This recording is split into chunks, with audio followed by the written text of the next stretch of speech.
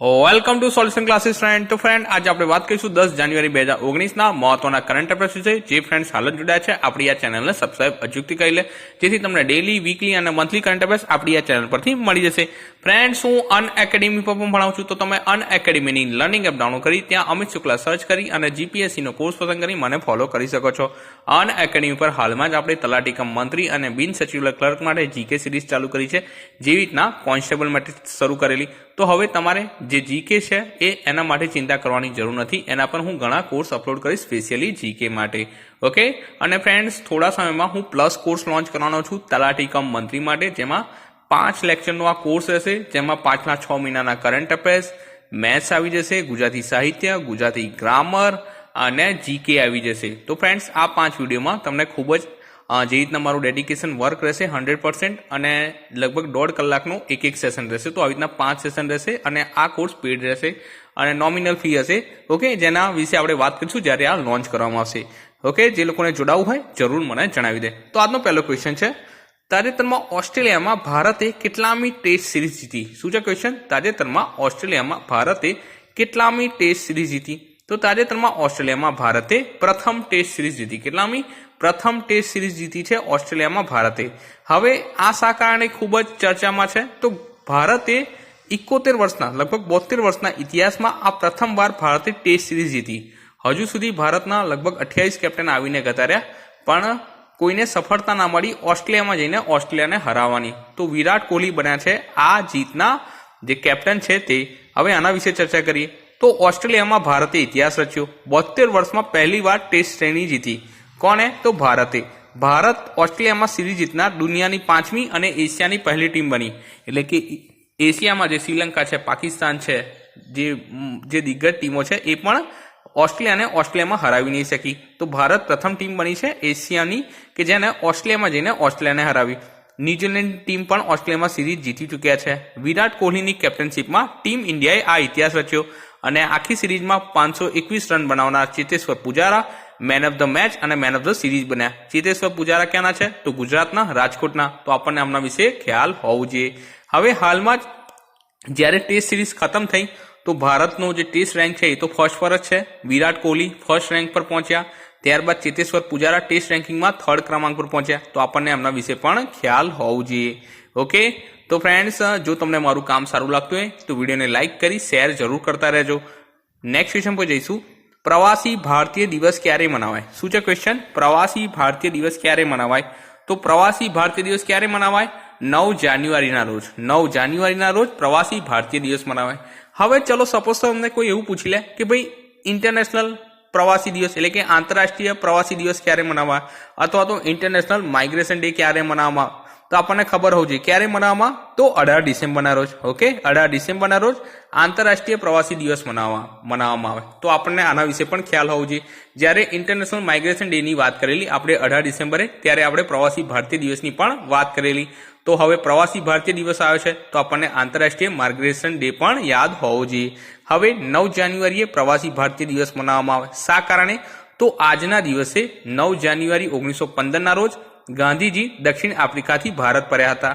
Okay, Gandhiji જે છે દક્ષિણ આફ્રિકાથી ભારત પરત ફર્યા હતા અને એમના માનમાં આ દિવસ ઉજવવામાં આવે છે.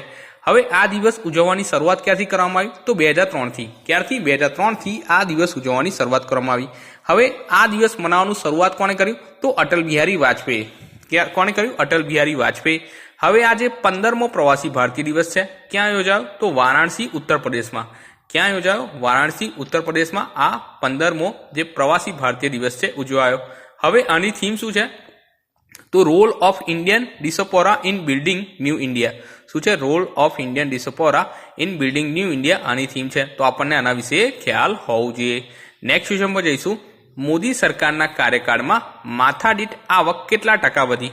તો મોદી સરકારના કાર્યકાળમાં માથાદીઠ આવક કેટલા ટકા વધી? 45%. અથવા તો છેલ્લા 7 વર્ષમાં જે માથાદીઠ આવક છે એ બમણી થઈ એવું પણ તમે કહી શકો. હવે આના વિશે ચર્ચા કરીએ તો મોદી સરકારના કાર્યકાળમાં માથાદીઠ જે આવક છે એમાં કેટલા ટકાનો વધારો થયો? 45%નો વધારો થયો. અને આ જે સર્વે છે કોને બહાર પાડ્યો? તો CSO દ્વારા. કોના દ્વારા? CSO દ્વારા આ સર્વે બહાર પાડવામાં આવ્યો હતો.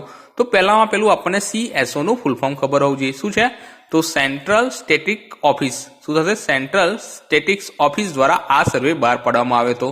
તો જે માથાદીઠ સરેરાશ આવક છે 2018-19માં 1.25 લાખે પહોંચી ગયેલી, 1.25 લાખે. અને જે વાર્ષિક ધોરણે માથાદીઠ આવકનો ગ્રોથ છે એ 2017-18માં 8.6% પહોંચી ગયેલો, 8.6%. હવે 2018-19માં 1.25 લાખે પહોંચી, તો ખબર પડી ગઈ. એ CSO દ્વારા આ સર્વે બહાર પાડવામાં આવ્યો. અને 7 વર્ષમાં જે સરેરાશ ભારતીયની જે વાર્ષિક આવક કેટલી થઈ ગઈ? બમણી થઈ ગઈ, એટલે કે પહેલાના કરતા ડબલ થઈ ગઈ. હવે 2018-19ના સમયગાળામાં ભારતીયોની માથાદીઠ આવકમાં 45%નો વધારો થયો છે. તો આપણને આના વિશે ખ્યાલ હોવો જોઈએ. તો મોદી સરકારના કાર્યકાળમાં માથાદીઠ આવક કેટલા ટકા વધી? 45%. ત્યારબાદ છે તાજેતરમાં દુનિયાની સૌથી મોટી કંપની કઈ બની? શું છે ક્વેશ્ચન? તાજેતરમાં દુનિયાની સૌથી મોટી કંપની કઈ બની? તો એમેઝોન બની. એમેઝોન બની દુનિયાની સૌથી મોટી કંપની. ઓકે, હવે ફ્રેન્ડ્સ મેં અહીં તમને 3 ઓપ્શન આપ્યા છે, તમે ધ્યાનથી દેખી શકો. ઓકે, એમેઝોન છે, ગૂગલ છે, માઇક્રોસોફ્ટ છે અને ફેસબુક. તો ફ્રેન્ડ્સ એક્ઝામમાં આ જે 4 ઓપ્શન છે, એમેઝોન છે, ગૂગલ છે, માઇક્રોસોફ્ટ છે અને ફેસબુક, એના હેડક્વાર્ટર પૂછી લે છે. અને હું જ્યારે પણ કોઈ પણ સંસ્થા અથવા તો કોઈ કંપની હોય એનું હેડક્વાર્ટર તમને હંમેશા યાદ કરાવું છું. હવે આ વખતે માઇક્રોસોફ્ટનું હેડક્વાર્ટર પૂછાઈ લીધેલું. શેમાં? તો કોન્સ્ટેબલની એક્ઝામમાં. તો આપણને આ 4 ફરીથી રિપીટ કરાવું છું. તો જે એમેઝોનનું હેડક્વાર્ટર ક્યાં છે? તો વોશિંગ્ટન DC US. ક્યાં છે? Washington DC US. ત્યારબાદ ગૂગલ અને ફેસબુક, જે ગૂગલ અને ફેસબુક છે એ બંનેના જે હેડક્વાર્ટર ક્યાં છે? California US. ક્યાં છે? કેલિફોર્નિયા US છે ગૂગલ અને ફેસબુકના હેડક્વાર્ટર. ત્યારબાદ આપણને માઇક્રોસોફ્ટનું ખબર હોવું જોઈએ. માઇક્રોસોફ્ટનું ક્યાં છે? એ પણ વોશિંગ્ટન DC US. તો એમેઝોન અને માઇક્રોસોફ્ટનું ક્યાં છે? Washington DC US. અને ગૂગલ અને ફેસબુકનું જે હેડક્વાર્ટર છે એ ક્યાં છે? તો આપણને ખબર હોવું જોઈએ કેલિફોર્નિયા US. ઓકે, તો આ 4 વસ્તુ તમે અચૂક યાદ રાખો. એક્ઝામમાં આ 4માંથી જ કોઈક એકનું હેડક્વાર્ટર વારંઘડીએ પૂછવામાં આવે છે, અથવા તો વર્લ્ડ બેંકનું પૂછી લેશે. તો આપણે વર્લ્ડ બેંક વિશે અભી આગળના ક્વેશ્ચનમાં ચર્ચા કરીશું. હવે આના વિશે ડિટેલમાં વાત કરીએ તો એમેઝોન બની દુનિયાની સૌથી મોટી કંપની. હવે ઓકે, તેની માર્કેટ કેપ કેટલા છે? ₹56 લાખ કરોડ. 56 લાખ કરોડ છે એનું માર્કેટ કેપ. હવે તેને કોને પાછળ પાડ્યું? તો માઇક્રોસોફ્ટને પાછળ રાખી એમેઝોન બની દુનિયાની સૌથી મોટી કંપની. ઓકે, તો આપણને આના વિશે ખ્યાલ હોવો જોઈએ. હવે જે એમેઝોનના જે સ્થાપક છે કોણ છે? જેફ બેઝોસ છે. તો જેફ બેઝોસ દુનિયાના સૌથી મોટા અમીર છે. ઓકે, જેફ બેઝોસ છે એ દુનિયાના સૌથી મોટા અમીર છે. તો આપણને ખ્યાલ હોવો જોઈએ કે ભાઈ કોઈ પૂછી લે કે ભાઈ દુનિયાના સૌથી ધનવાન વ્યક્તિ કોણ? તો જેફ બેઝોસ. અને કોઈ એવું પૂછે કે ભાઈ ભારતના સૌથી ધનવાન વ્યક્તિ કોણ? તો આપણને ખબર હોવું જોઈએ મુકેશ અંબાણી. ઓકે, તો આપણને આના વિશે ખ્યાલ હોવો જોઈએ. તો પ્રથમ પર કઈ કંપની રહી હતી? તો પ્રથમ પર રહી હતી એમેઝોન, સેકન્ડ પર માઇક્રોસોફ્ટ અને થર્ડ નંબર પર આલ્ફાબેટ. તો આપણને આના વિશે ખ્યાલ હોવું જોઈએ. ત્યારબાદ છે તાજેતરમાં રાજ્યસભામાં કયું બિલ પાસ થયું? તો તાજેતરમાં રાજ્યસભામાં આર્થિક અનામત બિલ. કયું બિલ પાસ થયું? આર્થિક અનામત બિલ. હવે રાજ્યસભાની વાત થઈ છે તો તમારા માટે એક ક્વેશ્ચન, હવે એ પણ આજનો સવાલ છે. રાજ્યસભાના ઉપસભાપતિ કોણ છે અને તેઓ ક્યાંના છે? ઓકે, રાજ્યસભાના ઉપસભાપતિ કોણ છે અને તેઓ ક્યાંના છે એ તમારે મને કમેન્ટ બોક્સમાં જણાવવાનું છે. ઓકે, તો રાજ્યસભામાં કયું બિલ પાસ થયું? આર્થિક અનામત બિલ. તો રાજ્યસભામાં બહુમતી સાથે આર્થિક રીતે નબળા વિભાગોને 10% અનામત આપવા માટે 124માં બંધારણીય સુધારા ખરડાને 2019માં પસાર થયો. કેટલામો સુધારો છે? 124મો. યાદ રાખજો, 124મો બંધારણીય સુધારો હતો. તે પહેલાથી જ લોકસભામાં પાસ થઈ ગયો હતો અને તેને રાજ્યસભામાં પસાર કરવામાં આવ્યો અને રાજ્યસભામાં પણ તે પાસ થઈ ગયો. તો આપણને આના વિશે ખ્યાલ હોવો જોઈએ. ઓકે, તો આજનો જે સવાલ છે શું છે કે ભાઈ રાજ્યસભાના ઉપસભાપતિ કોણ છે? ત્યારબાદ નેક્સ્ટ ક્વેશ્ચન લઈશું. તાજેતરમાં ગ્લોબલ સોલર કાઉન્સિલના પ્રમુખ બનનાર પ્રથમ ભારતીય કોણ બન્યા? તો તાજેતરમાં ગ્લોબલ સોલર કાઉન્સિલના પ્રમુખ બનનાર પ્રથમ ભારતીય કોણ બન્યા? Pranav R Mehta. Pranav R Mehta global solar કાઉન્સિલના પ્રમુખ બનનાર પ્રથમ ભારતીય બન્યા. કોણ? તો પ્રણવ આર મહેતા. તો ફ્રેન્ડ્સ તમે પીકમાં દેખી શકો છો, જે મિડલમાં છે એ પ્રણવ આર મહેતા છે. કોણ છે? પ્રણવ આર મહેતા છે, જેઓ ગ્લોબલ સોલર કાઉન્સિલના પ્રમુખ બનનાર પ્રથમ ભારતીય છે. મેં તમને કીધું છે જ્યારે કોઈ પણ પ્રથમ ભારતીય હોય ત્યારે તે ખૂબ જ ઇમ્પોર્ટન્ટ બની જાય છે. તો સૌર ઉર્જા ક્ષેત્રના એક સ્વપ્નદ્રષ્ટા અને નેશનલ સોલર એનર્જી ફેડરેશનના chairman Pranav R Mehta global solar કાઉન્સિલના અધ્યક્ષ તરીકે ઉપસ્થિત થયા અને તેઓ GSCના વડા બનનાર પ્રથમ ભારતીય બન્યા છે. વૈશ્વિક સોલર કાઉન્સિલની 6 ડિસેમ્બર 2015ના રોજ ઐતિહાસિક United nation climate change conference પછી લોન્ચ કરવામાં આવી હતી. ઓકે, GSC છે એ 30થી વધુ રાષ્ટ્રોના ઇન્ટરનેશનલ ગઠબંધન તરીકે ઓળખાતી હતી અને મહત્તમ સોલર ઉર્જાનો ઉપયોગ કરીને વધુ સારા માટે નવીનકરણ ઉર્જાનો ઉપયોગ કરવાનો નિર્ણય લેવાયો આ જે સોલર કાઉન્સિલ, જે ગ્લોબલ સોલર કાઉન્સિલની મિટિંગ હતી તેમાં. ઓકે, તો આપણને આના વિશે ખ્યાલ હોવો જોઈએ. ગ્લોબલ સોલર કાઉન્સિલના પ્રમુખ બનનાર પ્રથમ ભારતીય કોણ? તો પ્રણવ આર મહેતા. ત્યારબાદ છે વિશ્વ બેંકના અનુમાન મુજબ 2018-19 દરમિયાન ભારતનો જીડીપી દર કેટલો રહેશે? તો વિશ્વ બેંકના અનુમાન મુજબ 2018-19 દરમિયાન ભારતનો જીડીપી દર કેટલો રહેશે? 7.3%. કેટલો રહેશે? 7.3%. હવે તમારે જીડીપીનું ફૂલ ફોર્મ જણાવવાનું છે કમેન્ટ બોક્સમાં. 2 દિવસ પહેલા જ આની વિશે ચર્ચા કરી.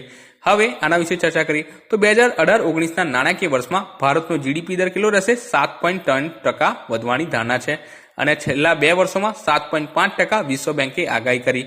હવે વપરાશ અને રોકાણમાં વધારો કરવા માટે આ જે વધારો છે એ જવાબદાર છે. વિશ્વ બેંકના જણાવ્યા મુજબ ભારત વિશ્વમાં સૌથી ઝડપથી વૃદ્ધિ પામતું મુખ્ય અર્થતંત્ર તરીકે ચાલુ રહેશે. ઓકે, તો આપણને આના વિશે ખ્યાલ હોવો જોઈએ. જ્યારે ચીનનું 2019 અને 20 દરમિયાન આર્થિક વૃદ્ધિ દર 6.2% ધીમી રહેવાની ધારણા છે. હવે વર્તમાન વિશ્વ બેંકના પ્રમુખ કોણ છે? Jim Yong Kim. અને જીમ યોંગ કિમે હાલમાં જ વર્લ્ડ બેંકના જે પદ છે એનાથી રાજીનામું આપ્યું છે, પણ તેઓ 1 ફેબ્રુઆરી સુધી વર્લ્ડ બેંકના પ્રમુખ રહેશે. તો આપણને આના વિશે ખ્યાલ હોવું જોઈએ. મુખ્ય મથક ક્યાં છે? Washington DC, United state. Okay, ત્યારબાદ આનો લાસ્ટ ક્વેશ્ચન છે 2019ના આફ્રિકન કપની મેજબાની કોણ કરશે? તો 2019ના આફ્રિકન કપની મેજબાની કરશે ઇજિપ્ત. ઓકે, જેને મિસ્ર પણ તમે કહી શકો છો. તો 2019ના જે આફ્રિકન કપ છે તેની મેજબાની કોણ કરશે? ઇજિપ્ત. તો 7 વખતના ચેમ્પિયન ઇજિપ્તે આફ્રિકન કપ ઓફ નેશન્સની 2019ની આવૃત્તિ માટે હોસ્ટિંગ અધિકારો જીત્યા. અને આફ્રિકન ફૂટબોલની એક્ઝિક્યુટિવ કમિટીના કોન્ફરન્સમાં મિસ્રે દક્ષિણ આફ્રિકાને 16 મતોથી હરાવ્યા અને ટુર્નામેન્ટ જે હોસ્ટ કરવા જીતી લીધું. અને ઇજિપ્તને આ ઇવેન્ટ તૈયાર કરવા માટે મર્યાદિત સમય મળ્યો છે અને જેમાં કુલ 24 ટીમો ભાગ લેશે. તો આપણને આના વિશે ખ્યાલ હોવું જોઈએ. હોપફુલ વિડીયો તમને હેલ્પફુલ રહેશે. હવે કોન્સ્ટેબલની એક્ઝામ પતી ગઈ છે તો ઘણા લોકોને વાંચવાનો રસ ઘટી ગયો છે, પણ આગળ ઘણી એક્ઝામ છે અને ઘણી મહેનત કરવી પડશે. જે લોકો કાલે પાસ થયા છે કઈ એક્ઝામમાં, તો જે મુખ્ય સેવિકા અને નાયબ ચીફનિસનું જે પ્રોવિઝનલ રિઝલ્ટ આવ્યું છે એમાં આપણા ગ્રુપમાંથી ઘણા લોકો પાસ થયા છે. ઘણા લોકોના મેસેજ આવ્યા કે આ બી સર થોડી મજા આવી, તમે મદદ કરી, પણ મહેનત તો તમે જ કરી હતી, તો તમે જ પ્રશંસનીય છો અને તમને જ કોંગ્રેચ્યુલેશન. ઓકે, તો આવી રીતના મહેનત કરતા રહો અને પાસ થતા રહો, તો અમને પણ આનંદ થાય કે હા ભાઈ અમારા કોઈક સાથ સહકારમાં કોઈ પાસ થયું છે. તો અમને પણ ખબર પડે કે ભાઈ અમારી જેવા વિચારવાળા જ કોઈ જશે, ગવર્મેન્ટ અધિકારી બનશે, તો જે ગવર્મેન્ટ અધિકારી છે સારું કામ કરશે. તો બસ એ રીતના જજો અને મહેનત કરજો. આગળ વધીને મહેનત કરતા રહો, આગળ વધતા રહો, બસ એ જ તમને શુભેચ્છાઓ. ઓકે, તો જે લોકો બીજા જો કોઈ પાસ થયા તો જરૂર જણાવજો કે ભાઈ અમે પાસ થયા છે. ઓકે, તો નેક્સ્ટ વિડીયો સાથે જલ્દીથી મળશું. ત્યાં સુધી વાંચતા રહો અને તૈયારી કરતા રહો.